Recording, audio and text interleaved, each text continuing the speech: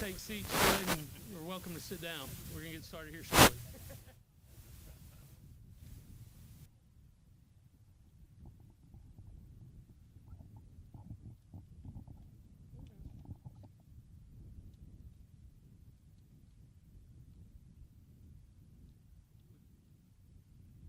Jeff, we good?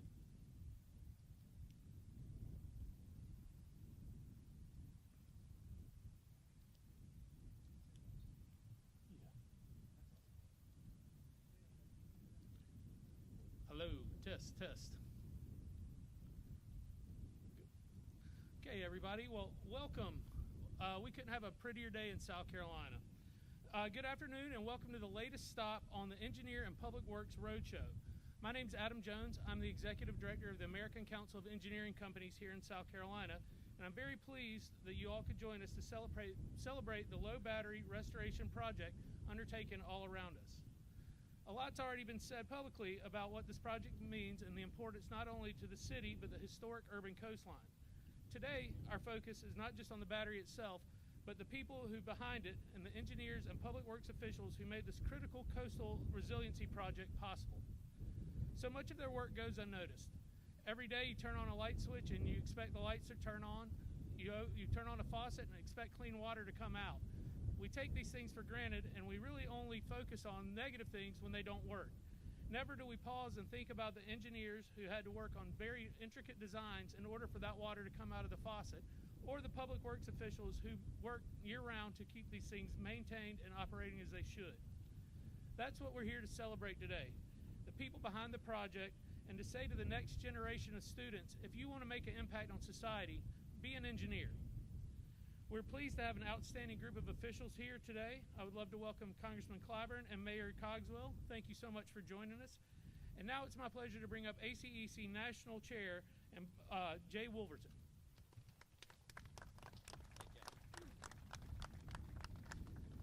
Good afternoon, and thank you for hosting us here on this beautiful day, as Adam mentioned, here in Charleston, again for the latest stop of the Engineering and Public Works Roadshow. My name is Jay Wolverton, and I have the privilege of serving as the chair of the American Council of Engineering Companies. ACEC represents the engineering firms engaged in designing projects like this one along the low battery and similar projects in our communities across the nation. So much of what we do as engineers goes unseen. An engineer's work happens long before a shovel even breaks ground. Our designs are hidden in the roads, buildings, bridges, and the water and flood protection systems we rely on every day. Like the systems built just below this beautiful new linear park. Without an engineer, all these things would be impossible. The Engineering and Public Works Roadshow is one way we're working to ensure that work is recognized as essential to our communities. We're showing people just how woven engineering is to the health, safety, and general welfare of our neighborhoods. It's great to be here with so many of my colleagues and our elected officials to spotlight the necessity of engineering and public works in society. Right here at the demarcation between the old battery and the old and the new that's being constructed, this project represents the best of engineering as a prime example of what can happen when our city government works with consulting engineers to solve a problem in an innovative, inclusive way and with the input from the community. When this project started more than 4 years ago, it was one of the city's first to directly address a problem that everyone in the low country understands. Our climate is changing, producing stronger storms, higher tides, and more destructive, unpredictable weather patterns. Tropical Storm Idalia, which breached the battery last year, wasn't an anomaly. It's our new normal. We need to design our infrastructure not only for today, but into the future to mitigate risk and ensure the safety of our neighbors. For those not familiar with our industry, it may be a surprise to learn that engineering firms work every day to improve the environment that we live in. One project at a time, we're combating climate change, delivering communities cleaner air and water, and we're designing infrastructure that can withstand extreme. We're highlighting success stories like the low battery all over the country as we are doing this roadshow. Really importantly, to talk about the great work that we do, but to inspire young people to come join our profession. It's an exciting time to be an engineer, and we need your help to spread that message. Tell the students you know we have thousands of current job openings and adding thousands more to do all the work that's ahead of us. Thank you so much for being here on this beautiful day, and I look forward to hearing from our other speakers as well. Thank you. Thank you, Jay. I would now like to bring up Ryan Peterson, president of APWA South Carolina. Ryan? Thank you, Adam. And thank you all for having me come speak with you today. It's an honor to stand up here and represent the South Carolina chapter of APWA and to speak in front of such distinguished guests. Thank you, ACEC and ASCE and the organization I'm here representing, APWA, for holding this event. I truly commend all the folks who came together to organize an event like this to get the word out at these types of important infrastructure projects, are publicly acknowledged and celebrated as they should be. All those that put the effort into the design and build and maintain infrastructure projects like these, in my eyes, they are the working class heroes that we all need to acknowledge and celebrate. As a resident, this project that we are going to celebrate today means so much to our community. We are here to celebrate resiliency, sustainability, and promote the profession of engineering, construction, and public service. But I'd like to take a moment to share a personal story about my journey that relates to this very spot that we are standing in. About 20 years ago, I was a fresh new graduate from University of South Carolina, go Gamecocks, trying to figure out my place in the world. My first real job that I took was a smaller engineering and land surveying firm just up the road from here. One of my very first assignments was to survey the high battery wall right over there. I spent about 10 consecutive business days down here working and mingling with passerbys, curious to what I was working on and why. I can remember talking to countless folks about the restoration project I was working on and about the history of the area. As you can imagine, people from all walks of life stopped and were curious on what I was working on and why. I may have even had a conversation with a horse pulling a buggy, but the South Carolina sun does some weird things to folks. I remember also feeling so proud that I was able to do something that meant so much to a community while working in such a beautiful place. For 10 days, I got to come down here, mingle with the folks, and answer questions while getting paid. It was fantastic. It still is one of my fondest memories of the project I've ever worked on. I bring this story up just to remind folks and listeners here that may not be fully aware of how important these projects are to community. It seems like nowadays everyone in America at one point has come to Charleston, and if they have, they surely have come down to see Rainbow Row and the high battery and the low battery. My point is, I've been the boots on the ground here and have witnessed the power and interest these projects have to community. It matters. These projects serve as an inspiration to others, even if you don't know it. This very location had an impactful effect on a younger me and helped in my trajectory towards a career in engineering and inevitably led me to a career in public works. Fast forward 20 years later, I'm now standing here speaking as the president of South Carolina APWA, but also as a small business owner, performing the same kind of surveying work for this community just across the river in Mount Pleasant. So for me, this is a very, very much a full circle moment. For events like these, it is important for all of us to continue to promote our professions in engineering and public works fields to inspire new generations and to educate people of all ages on the importance of the hard work that goes into these projects for generations and communities to enjoy for decades to come. As the spokesperson for South Carolina American Public Works Association, I can tell you one of our most recent initiatives to promote, educate, and aid in the design of resilient infrastructure. For public works professionals who are burdened with the responsibility to maintain and replace public infrastructure, resilient design and real-world application is a must. It allows public service agencies more freedom and security, knowing that well-designed projects are designed to withstand the worst conditions and the burden of everyday use. As the custodians of critical infrastructure, a well-built and designed asset can save agencies and public taxpayers millions of dollars in its lifespan, not to mention protect private property and in some cases save lives. The United States has approximately 19,500 municipalities of varying sizes. In each community, whatever the size, there are needs common to all that must be met through the provision of public works services. These needs are met daily by visionary, values-driven, and hardworking men and women who provide and sustain public works services in best interest for their communities. By building smart, resilient infrastructure that provides sustainable solutions, it allows those men and women to do their jobs effectively and better protect during time of crisis. One of the ongoing APWA initiatives is to advocate for those men and women to be designated as first responders during crisis events. Building resilient infrastructure like this not only protects public interest and personal property, it also protects the public works professionals that have been assigned to ensure the functionality, accessibility in the face of natural disasters. So thank you all again who have made this necessity a reality. The work done here is important. Congratulations to all who have participated in this wonderful project. You all are an inspiration to me and so many others to continue to strive for better, smarter ways to provide critical infrastructure to the citizens we serve and strive to protect. Thank you for having me. Thank you, Ryan. Now, to round out the sponsors of this roadshow, I'd like to bring up Jonathan Ard, who is a director with the ASCE South Carolina Eastern Branch. Jonathan?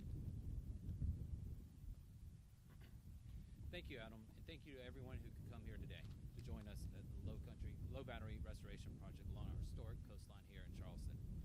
I represent South Carolina section of ASC, a group of engineers dedicated to improving the lives of fellow South Carolinians through safe, reliable, and forward-thinking infrastructure projects. ASC has long been focused on equipping engineers with tools needed to make positive impacts, and we work diligently to educate the public on the importance of infrastructure investments like the one we are discussing here today. The restoration of the low battery perfectly embodies the most infrastructure dialogue has been focused in the recent years. At ASC, throughout the profession, the resilience of our built environment is a constant discussion. Making our systems more resilient was a key focus on the bipartisan infrastructure law, ensuring that our investments are going further than ever before. With the low battery project, communities are seeing the real-world impacts of resilient investments. These beautiful homes we see here are much safer than they were prior to the start of this project. On May 13th, ASC will release its Bridging the Gap, the first comprehensive analysis of the financial impact of recent federal legislation, like the IIJA had on American households and industries. While full numbers will be released on the 13th, we can certainly say that continued infrastructure investments save Americans money and keep industries flowing. And these investments required skilled engineers to move projects forward. The problem now is we need more engineers than ever. As Roadshow partners have discussed, we face significant workforce shortages.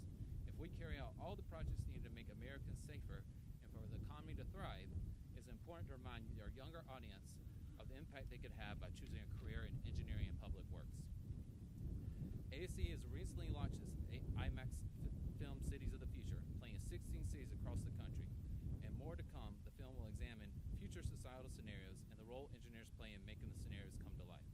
We are hopeful that the younger audience sees the cities of the future and witnesses the projects our spotlighting with the Roadshow will be inspired to join our ranks. Thank you. Thank you, Jonathan. It's now my privilege to bring up Mayor William Cogswell, Charleston's mayor. Mayor?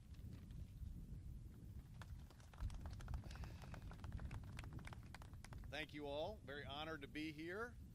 And since I was only elected about 4 months ago, I guess I get to be the briefest one because I probably had the littlest to do with this. But in all seriousness, very honored to be here. Want to give a shout out to the city staff that was intricately involved in this project.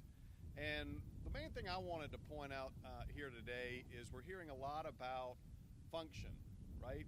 How these, what I've been told to deem them the A's. I'm not going to try and get the acronyms perfect, but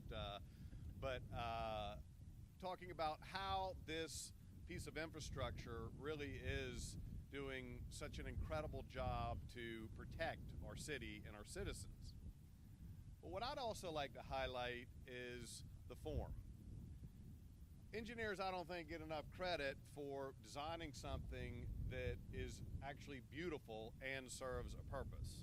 This battery is something that I think we as citizens of Charleston can all be very, very proud of. It is not only something that protects us from the elements, from rising sea level, but it also is a place that people walk, jog, take their kids.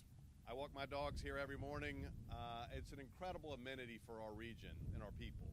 So for that matter, I just want to highlight, again, when you do this, as pointed out earlier, this is not something that you often get a lot of credit for, and is something that I think should not go unnoticed. So again, thank you all for what you've done and what you've designed in terms of an amenity for the city of Charleston. Now, we do want to keep it going. I think Councilman Seekin is going to point a little bit about this. So this is just the beginning. We need to extend this battery, and I'm really glad Representative Clyburn's here, because we're going to talk a little bit about that afterwards. But in all seriousness, guys, very honored to be here, proud of this project, and looking forward to more to come. Turn it over to. Thank you, Mayor Cogswell. Now it's my privilege to bring up someone who's done so much for the state for many, many years. Please welcome Congressman Jim Clyburn. Thank you. Well, thank you very much for letting me be a part of this roadshow today. Mr. Mayor, thank you very much for the creative leadership you're bringing to this great city. I moved to Charleston from Sumter back when I graduated college, 1962. January of 62, I came to Charleston. Not long after I got here, my oldest daughter was born. And Mignon, we had a lot of trouble getting her to go to sleep at night. So we would often bring her down to the battery. And we would park our car, and we would walk this battery with her until she dropped off to sleep.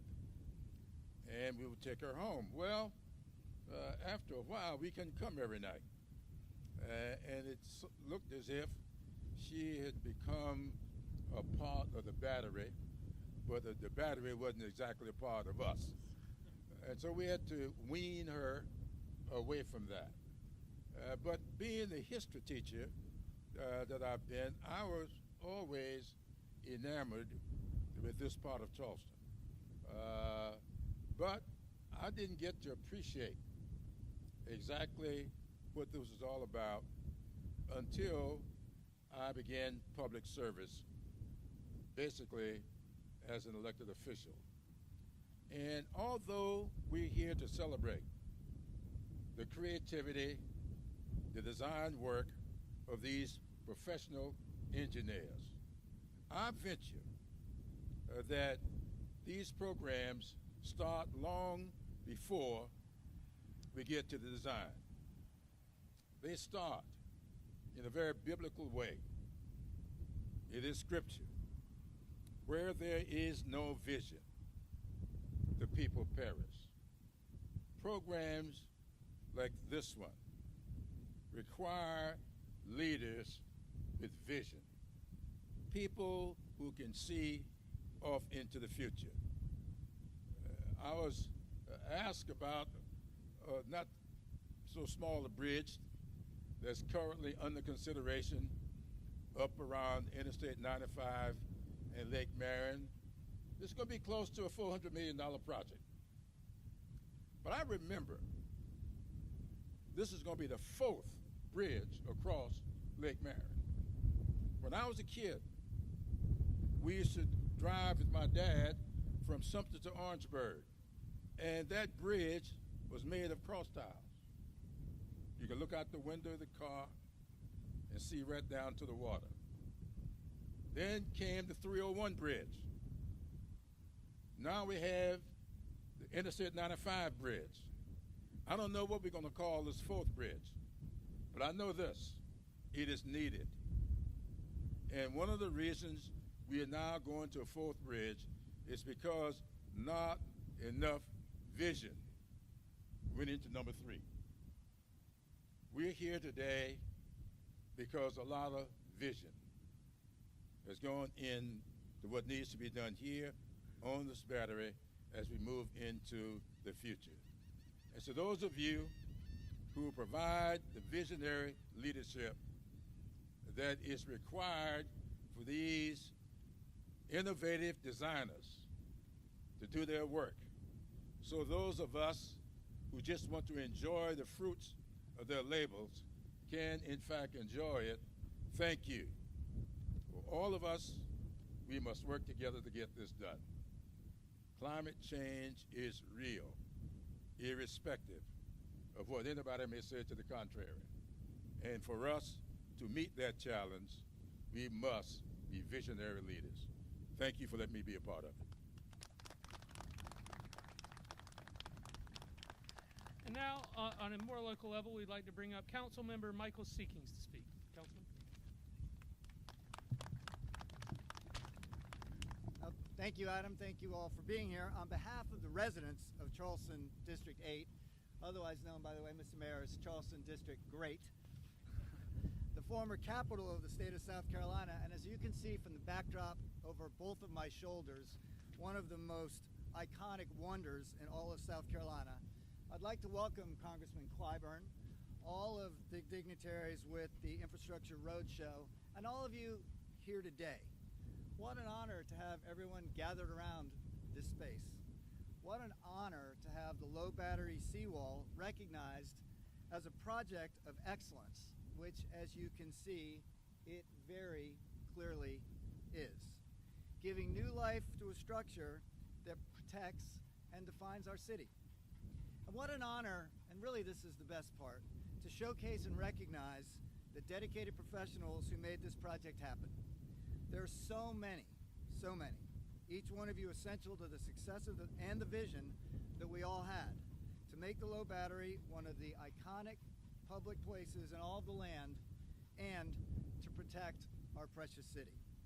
You have succeeded beyond any and all reasonable expectations, and for that, all of us here owe you, all of us here in South Carolina owe you a huge debt of gratitude. And there are so many of you, but there's a few I'd be remiss if I didn't recognize. The first is my friend and colleague, Frank Newham, who, as you're going to hear in a little bit, and despite many challenges, never wavered from his commitment to deliver a world-class amenity to this city. And boom, he did it. By the way, he did it while in retirement. Thank you for hanging in there just a couple of extra years, Frank. Appreciate it. Second is Laura Beauclair, who day in and day out saw to every last detail with joy and optimism. And, by the way, right on this very spot, right here, she introduced me to Woody Harrelson. So I've got pictures, by the way. I'm happy to share them. To Jerry Martin, who I saw out there, his job in the first 3 phases was to deliver, and deliver he did, and he's done so in a big way. And he'll continue to do so as we go through phase 4. So Jerry, I know you're out there, thank you. To Matt Fountain, who I saw out here, who's our internal city visionary, where's Matt, who lives with this day in and day out, incredible, and there's so much more for Matt to do. We're going to rally behind you, I can assure you. To Jason Kronsberg, who made sure it got rounded out, looked beautiful, and along with Robbie Somerville, who I see here today, made it so you all can park down here, which is important. So, lastly, I want to thank the mayor and my colleagues on City Council, who had the vision and the commitment to put the necessary resources towards low battery. I thank you, and the city thanks you. We're a small town with limited resources, but y'all on the City Council and those elected here hung in there, and what we have today is really something to be proud of for generations. So, over 100 years in the making, here we are.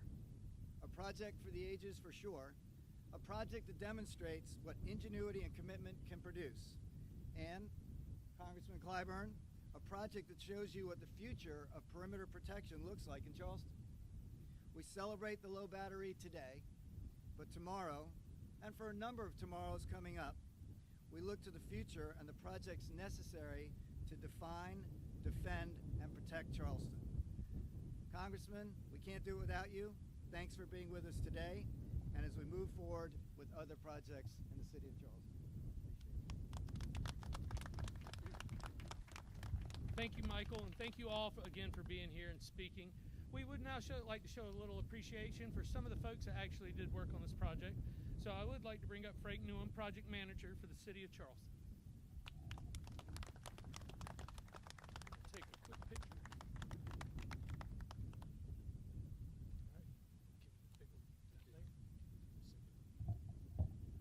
Next up, Jim O'Connor with JMT Consulting Engineer.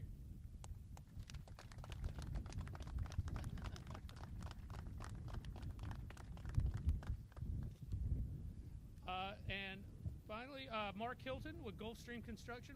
Couldn't have done this without the construction team.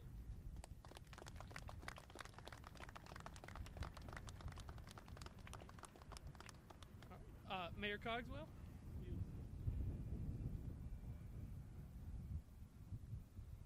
Sir. And finally, Congressman Clobber.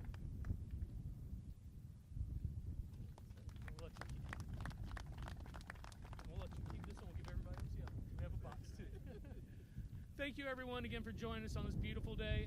Thanks for supporting the engineering community and the public works community. This concludes our thing. Thank you.